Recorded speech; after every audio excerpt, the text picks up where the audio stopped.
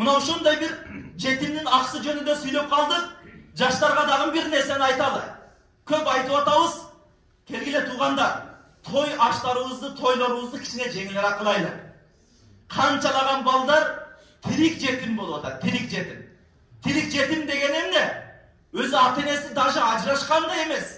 Бирок үйлөнүп туруп, алган кредитини, алган карызын төлөйм деп Россиялап кеткен бала бейчара биякта 7 жыл, 8 жыл бою ата-энесин көрбөй өсүп атат.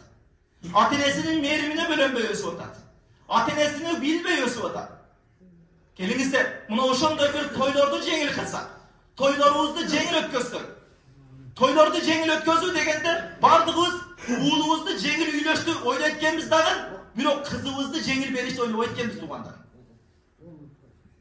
Кызыбызды жеңил беришти ham ойлойбуз. Тойду жеңил кылуу дегенде сиз качан кызыңызды мен исламдын ушул бир амалыны тирилтейин, тойду жеңил кылайын деп кызыңызды жеңил бересиз, анан той жеңил болот. Көбүбүз эмне кылып атат? Мен угуп атам Гүлбардын өзүндө 500 миң, 600 миң калың бергендер бар экен, алды билла. О кандай нерсе бул эми? Каяка кетип атабыз? Асман чарчып, калыңдарыбыз, махрларыбыз каяка чыгып атат? 500 миңде, 600 миңде адам Россияга барып болсо ham канча жыл иштейт аякта? Ол махрдын, калыңдын өзү эмес, андан сырткары той чыгашалары менен миллиондон ашып кетип атат бул жагычы. Ошол миллионго ошол бала бир шаардан бир квартирага жарым акчасын төлөп койгон болсо, жаштарга үй бүлөнү ушул жерде бакса дагы болот го, Россияга кетпей. Кыскарса болбойбу? Мына ошол нерсени туугандар, ар бирибиз үй бүлөбүздөн ошол нерсени карайлы. Ар бирибиздин кызыбыз бар. Мына ошол нерсени Пайгамбар алейхиссалам хадиси бар. La yazulu qadama abdi hatta yus'ala an arba'in. Kıyamatта дейт, insan balası beyişke жана тозокко бөлүнбөйт дейт.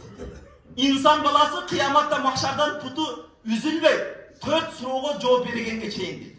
Алардын бирөөсү wa an ilmihi bima amila biha. Алган илимиңе кандай амал кылдың? Уккан хадисиңе кандай амал кылдың? Мына ошол жерде айт күнү 2024-жыл 10 апрелде bir жаш молда келип алып ушул жерде бакырып сүйлөдү эле. Ошого кандай амал кылдың? Кыяматта суралат ар бир нерседен. Уккан аятыбыздан, уккан хадисибизден кыяматта суралабыз ар бирибиз. Угуп коюп, бул малда молда чырайлуу сүйлөдү эмес. Мына ошол сүйлөгөн сөзгө канчалык амал кылдык? Мына ошол нерсе маанилүү. Ошол сүйлөгөн сөзүбүз өзүбүзгө, жүрөгүбүзгө кирдиби? Ошол маанилүү бизге. Келиңиздер туугандар, угуу эле, жакшы сүйлөйт экен деп эле чыгып кеткендин пайдасы жок. Анда бул жерге биздин чыкканыбыздын деле пайдасы жок. Угабызбы хадисти? Уккандан кийин амал кылыш аракетин кылайлы. Мына Гүлбар боюнча бардыгыбыз ушул жердебиз. Эми ушул жерде болгондон кийин ар бирибиз туугандар, келиңиздер, кыздарыбыз, эң биринчи кыздарыбызды жеңил берсек, иншалла балдарыбыз жеңил үйлөнөт.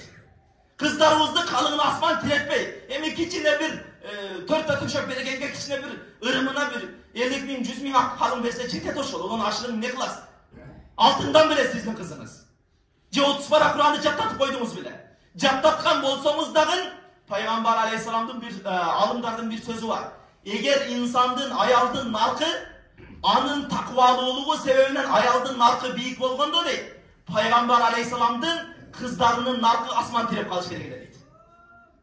Пайгамбар алейхисалам өзүнүн кыздарыны өтө бир арзубаган калыңга берген. Эмне үчүн? Себеп ислам шариаты кайсыл той жеңил болсо, ошол тойдо береке бар дейт. Сиз өзүңүз кызыңызды бактысыз кылтасыз, ошол Пайгамбар алейхисаламдын ошол хадисине каршы чыгып.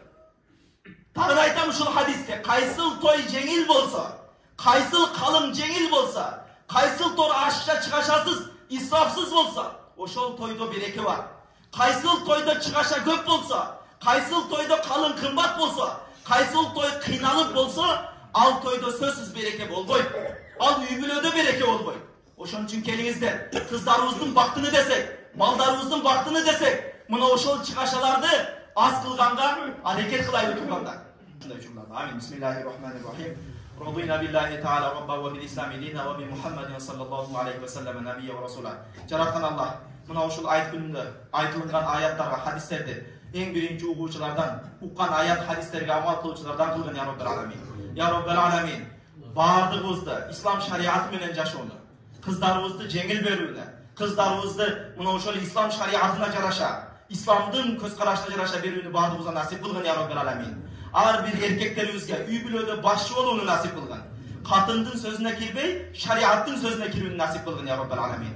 Ya Rabbel Alamin, ar birimizde İslam şariatı menen yaşar. Mına oşul Ramazan ayı içi tutkan orozalarımızın jalpımızdan kabul kılgın ya Rabbel Alamin. Bergen zeketlerimizni, bergen sadakay fikirlerimizni bardığımızdan kabul kılgın ya Rabbel Alamin. Ya Rabbel Alamin, jalpı mına oşul Gülbar жерine kızmat kılıp ötken jalp ustazdardın Allah Taala ötkönleri olsa öz rahmatını alıp kalganların ömürlerini, rızklarına özün bereketi bergen ya Rabbel Alamin. Jana mına oşul meşitke jardan bergen İzzat akenin, jana Melis akenin Allah Subhanahu Taala altın başını aman kılıp üybün özüne deniz solğuna özün şifanı bergen ya Rabbel Alamin. İzzat akenin apasının oğrularına şifa bergen ya Rabbel Alamin. Çıngiz bir tuğanımızın da Allah Subhanahu Taala kızlarına, oğrularına şifa bergen ya Rabbel Alamin. Aldığında operasiyası var iken Allah Subhanahu Taala mına oşul operasiyalarını jengil ötközүүnü, mına oşul operasiyadan keyin özüň oğrularına 100% şifa bergen ya Rabbel Alamin. Rabbana atina fid dunya hasana wa fil ahireti hasana wa qina azaban nar wa azabal qabr bi rahmetike ya Rabbel. Ana namaz okuşkundagın ayet namazı jılına 2 jolly okup kalabız. Oşoga göz esen çıkarıp koyuyoruz da. Oşoga ayet namazında okuluş tartiplerini aytıp koyalım. Ayet namazının okuluşu kanday? Ayet namazının okuluşu mına şunday. Birinci niyet kılabız. Niyet kılganda mına oşol ayet namazını 4 takbirli ayet namazını okuunu niyet kıldım. Yüzümdü kıblaga vurdum. Kalыс Allah için Allahu Akbar. Niyet kılgandan keyin Subhanakallahumma ve bihamdika ve tabarakasmuka ve taala cedduka ve la ilahe gayruk. Sanan okuduk mu? Okugandan keyin mına oşul jerde 3 takbir var. Allahu Akbar. Takbir aytıp atkanda janazalarda kebirlerimiz Allah'laştırıp durup janazada kolumuzu kötörüp atkemiz. Janazada kol kötörülbeydi. Başta kötörülbeydi. Janazada takbir var mı? Başta kıyımlatkanlar var. Yok. Jönele janazada turganda jönele Allahu Akbar, Allahu Akbar dep aytılат. Al endi ayet namazlarda kol kötörülüt. Allahu Akbar koldu düşürөбүз. 1-2 sekund vakit. Subhanallah degen tasbih keçe turlar. Andan keyin Allahu Akbar. Andan keyin da Allahu Akbar dep turup, andan keyin Auzu billahi mineşşeytanirracim. Bismillah. Andan keyin imam damlabız eме кылат. Fatiha suresini okuyup, arkasından Zam sure okuyup, andan keyin rükûga ketip, andan keyin birinci rekat bütdü. Emi ikinci rekatga turgandan keyin ikinci rekatdagi takbirler bolsa Fatiha menen Zam sureden keyin bolat, keyingisiçe. Tushunibdimi? Ikinci rekatdan ne kılat? Fatiha suresini okuyup, andan keyin arkasından Zam sure okuyup, andan keyin rükûga ketişten aldın 3 yol takbir aytadi. Allahu Akbar, Allahu Akbar, Allahu Akbar. 4-cü takbirde rükûga barat, andan keyin imam damlabız şu жерден чыгып, kutba okuyup, andan keyin zikirlerdi kılıp, andan keyin cemaatga dua kılabız, andan keyin ayet namazı okuyup bütüp kelebиз. Allah Subhanahu wa taala bardığımızdan kılgan ibadatlarımızı kabul kılgan bolsun. Bir rahmet eylesin.